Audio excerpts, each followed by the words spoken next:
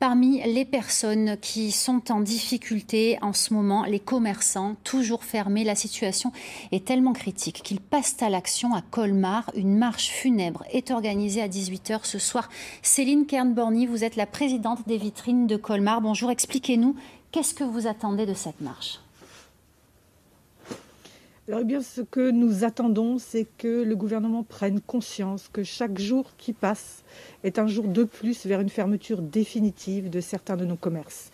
Nous allons montrer ce soir à quel point il est important de nous regrouper tous ensemble pour une réouverture au plus tôt de tous les commerces. Dans quelle situation sont les commerces à Strasbourg? Est-ce qu'il y en a déjà qui ont décidé de déposer le bilan? On en est là?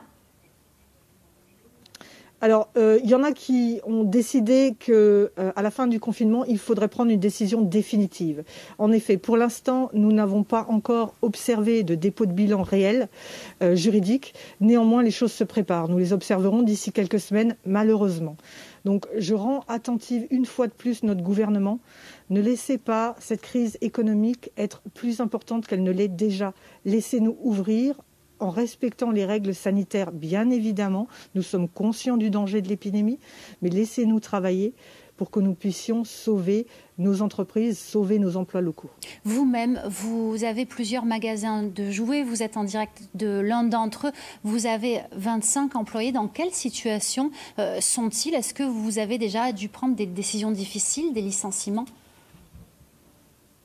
Alors, j'ai dû prendre des décisions difficiles. Fort heureusement pour mon entreprise, pour l'instant, pas de licenciement.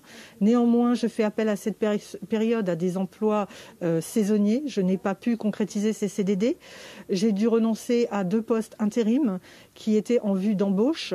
Voilà, j'en suis là. Donc c'est à peu près sur les 3 magasins une somme de 6 personnes qui ne sont plus employées chez moi, qui auraient pu l'être. Et parmi ces 6, je pense que la moitié aurait pu rester l'année prochaine.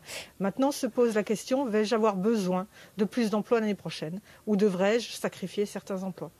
Qu'est-ce que vous attendez de la part du gouvernement pour le Black Friday? Le ministre de l'économie, Bruno Le Maire, a écarté la possibilité d'ouverture le 27 novembre prochain. Qu'est-ce que vous en pensez? Alors, le Black Friday, je comprends la polémique autour du Black Friday. Faire le Black Friday, c'est inciter de nombreux consommateurs à se ruer dans les magasins, en tout cas dans certains magasins, certaines grandes structures qui ont l'habitude des Black Friday. C'est moins le cas du commerce local ou du commerce de proximité. Néanmoins, ne nous voilons pas la face, les fêtes de Noël sont à venir. À un moment donné, le consommateur va vouloir mettre des choses sous le sapin. Moi, dans le jouet par exemple, je travaille pour le Père Noël. Il est évident qu'à un moment donné, le Père Noël va envoyer ses lutins faire les commandes de Noël. Il y aura du monde dans les magasins. Chaque jour qui passe, c'est potentiellement du trafic massé sur des jours de décembre. Chaque jour compte. Bien. Merci beaucoup. Vraiment, merci. Chaque jour.